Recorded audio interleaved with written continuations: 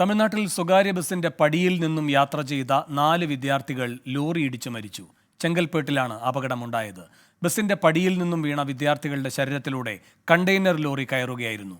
5 പേർക്ക് പരിക്കേറ്റു. മനേഷ് മൂർത്തി ചെന്നൈയിൽ നിന്ന് കൂടുതൽ വിവരങ്ങളുമായി ചേരുന്നു. മനേഷ്, എപ്പോഴായിരുന്നു ഈ അപകടം? എന്താണ് ഇതിന്റെ വിശദാംശങ്ങൾ?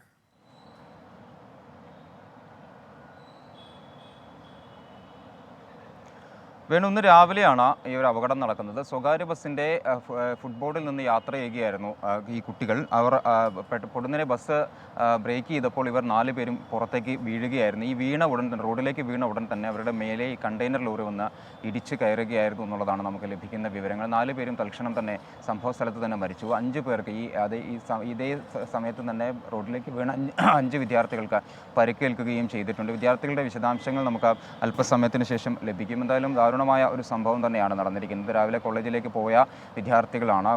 ബസ്സിൽ വലിയ തിരക്കുണ്ടായിരുന്നു. ആ തിരക്കുള്ളതുകൊണ്ടാണ് അവർ ഫുട്ബോളിൽ നിന്നും യാത്ര ചെയ്തിരുന്നത് എന്നുള്ളതാണ് നമുക്ക് മനസ്സിലാക്കാൻ സാധിക്കുന്നത്. എന്തായാലും ഈ ഒരു അപകടം ഏറെ നേരം ഗതാഗത തടസ്സത്തിനും കാരണമായിട്ടുണ്ട്. 4 പേരുടെയും മൃതദേഹങ്ങൾ ഇപ്പോൾ ചെങ്കൽപ്പേട്ട് സർക്കാർ ആശുപത്രിയിൽ പോസ്റ്റ്മോർട്ടത്തിനായി കൊണ്ടുപോയിരിക്കുകയാണ്. പരിക്കേറ്റ 5 പേരെയും സർക്കാർ ആശുപത്രിയിൽ പ്രവേശിപ്പിച്ചിട്ടുമുണ്ട്. ശരി, മനേഷ് മൂർത്തിയാണ് ചെന്നൈയിൽ നിന്നും വിവരങ്ങൾ നൽകിയത്.